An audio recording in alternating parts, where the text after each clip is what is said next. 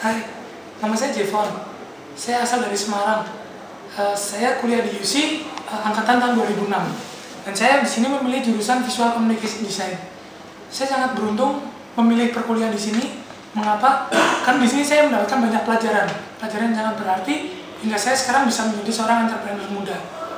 Di sini mulai dari dosen, kemudian situasi perkuliahan, semuanya sangat mendukung mahasiswa untuk menjadi entrepreneurship. Saya sendiri dengan kuliah 4 tahun di sini, saya sudah bisa menjadi seorang entrepreneur dalam bidang desain.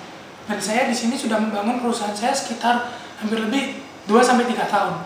Dan perusahaan ini akan terus saya kembangkan ke depannya hingga nanti saya dapat mencapai cita-cita saya yang lebih lanjut lagi. Nah, keuntungan saya di kuliah di sini banyak sekali bisnis-bisnis yang diajarkan di sini, maupun itu berhubungan ataupun tidak berhubungan dengan dunia desain. Tapi tenang saja, apapun keinginan kalian pasti kita ajarkan di sini. Pasti UC ajarkan di sini. Saya sebelum kuliah di UC bukan apa-apa.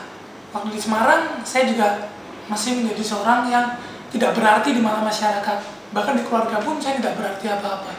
Tapi UC bisa merubah saya. UC membuat saya menjadi orang yang lebih berarti bagi masyarakat dan bagi keluarga.